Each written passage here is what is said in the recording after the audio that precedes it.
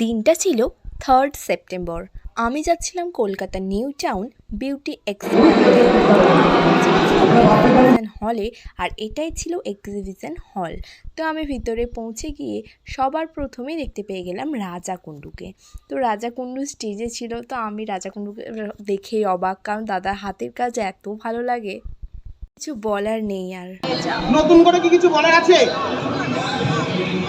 এটা মোটামুটি সবার কাছে আছে। প্যাকেটে যদি আমার 5টা ব্রাইট থাকে, আমি 5টাই নেব, আমার স্টুডেন্টকে আমি নেব না। আমি এটা বলি, তোমার পথ তোমাকে বাঁচতে হবে, তোমার রাস্তা। তারপর আমি পৌঁছে গেলাম বৈশাখী ম্যামের কাছে। তো বৈশাখী ম্যামের কাজ অনেকটাই শেষের দিকে হয়ে গেছিল। কিন্তু স্টেজ প্রফেশনালকে ট্যাগ করতে ভুলবেন না। আরো যদি কিস নিতে হয় আইস্টলে চলে আসুন। সবাই আবার জোরে চিৎকার হোক।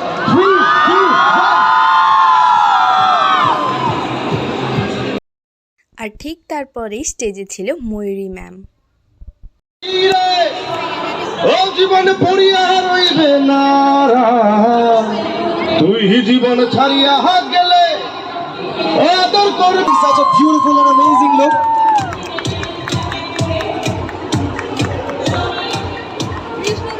Mary Joke, hip hip, Mary Joke.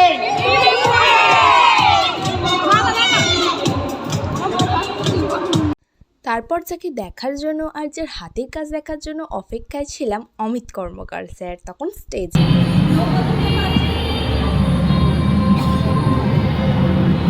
Just makeup fixer spray করব। মেকআপ সারাদিনটা কেটেছিল এইভাবেই। তো অনেক গুরুজনদের সাথে দেখা হয়েছিল, তারপরেও কিছু মানুষের সাথে সেলফি নিয়েছি। তো সঞ্জয় পাল, বৈশাখী ম্যাম, ময়ূরী ম্যাম,